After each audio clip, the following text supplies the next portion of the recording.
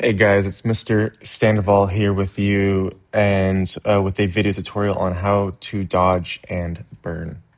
Dodging and burning is a technique from film photography, and it's defined as a photo editing technique used to selectively lighten or darken specific areas of an image to enhance contrast, depth, and guide the viewer's eye.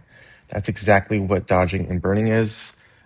You can see over here in this particular graphic, if this bottom part is your photo print from darkroom analog printing, and this over here is let's say it's a cardboard and there's a hole in it. That's letting light through this hole. So you're burning more light into your analog print. And in this particular example for dodging, you are dodging or blocking light from developing onto your print. So that's a little bit of history behind it, where it comes from.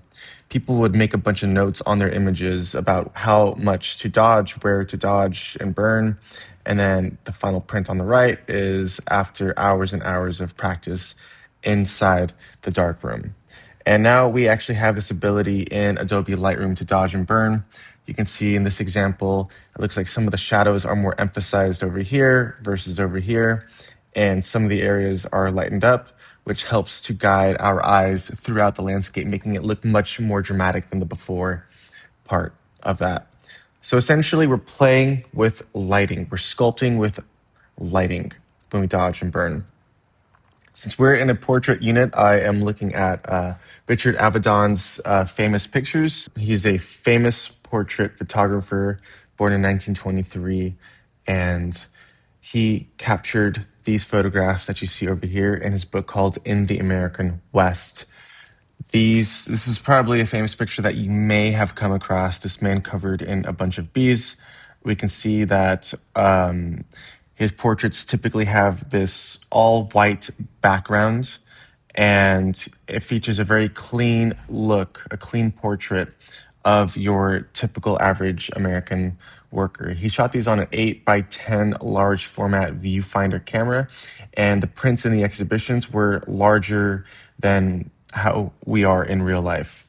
He would travel America, find interesting looking average Americans, and create a backdrop against the wall and have the sun to photograph with their light source.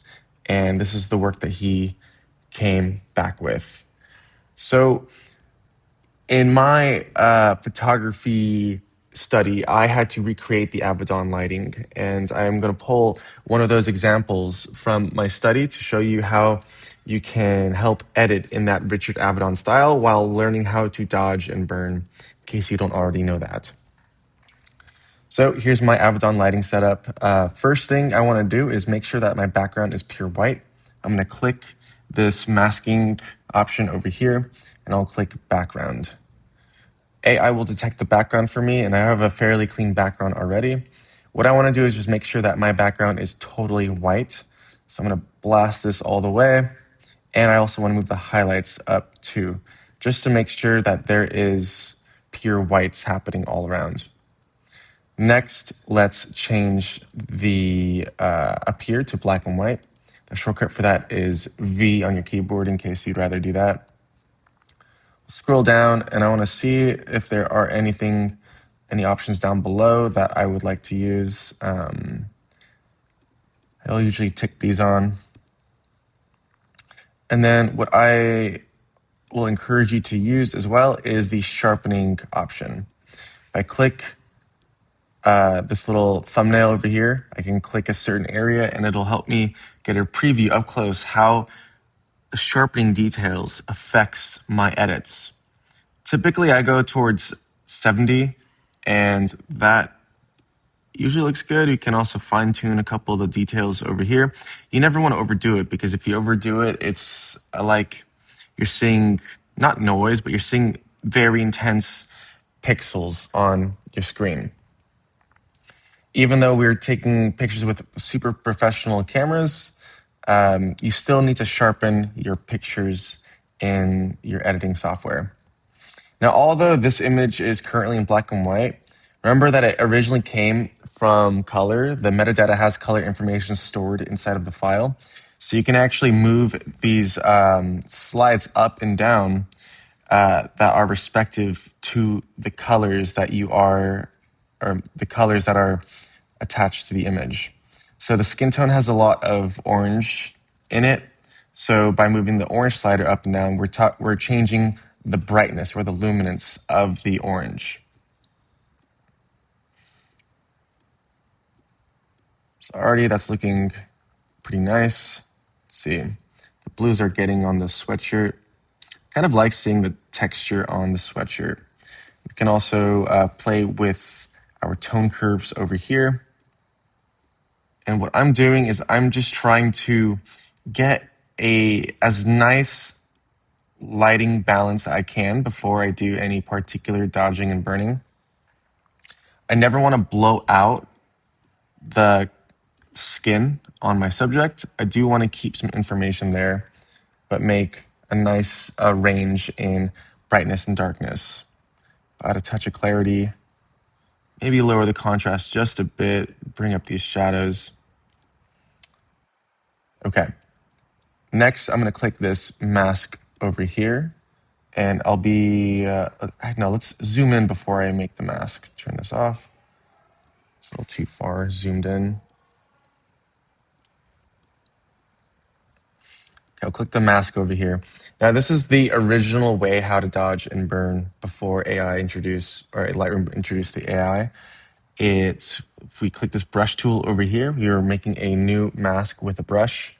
Using the bracket keys on my keyboard, that's to the right of the letter P on your keyboard, I can make my brush bigger and smaller. So what we would normally do to dodge and burn digitally is we go in and we try to isolate the shadows from the highlights. See over here. And then you can sculpt the side of the face. Let's see over there. And then we have a rough area where we have selected with our mask. I'm going to bring the exposure down just a little bit.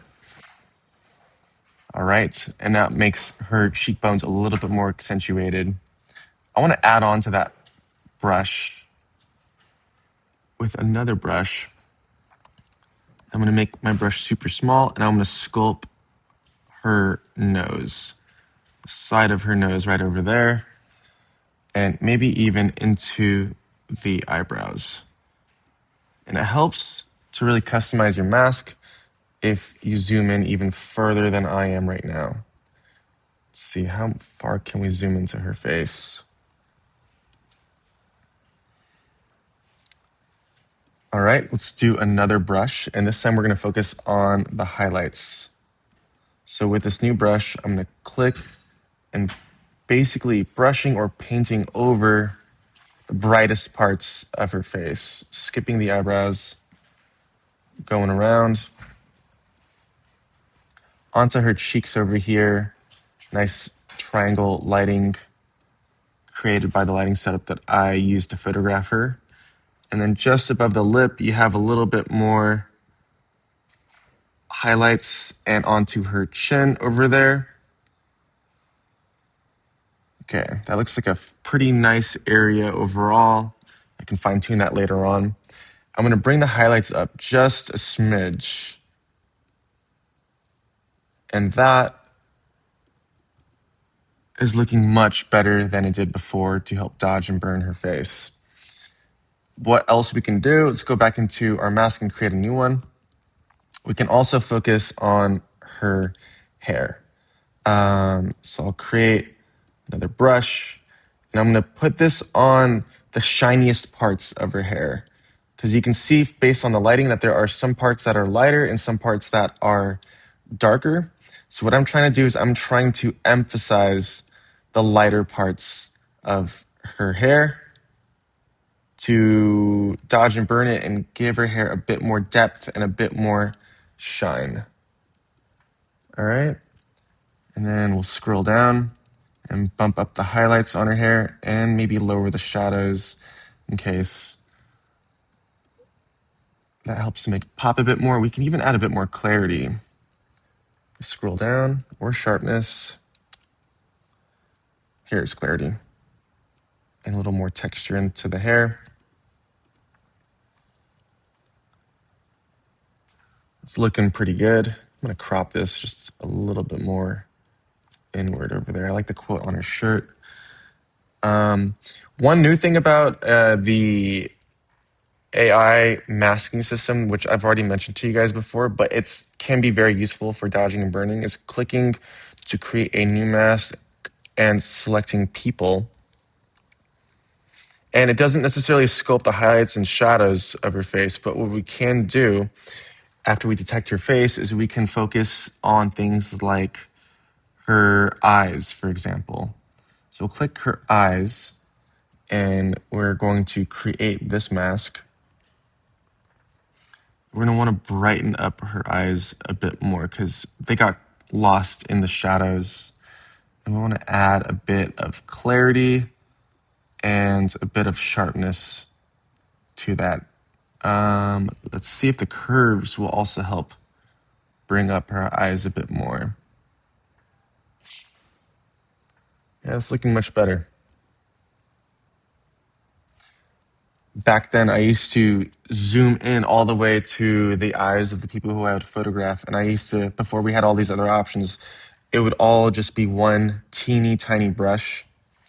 And I would focus on making these intense lines like this and increasing the exposure on those bits of lines. Let's move that over there and add more to that brush on the other eye.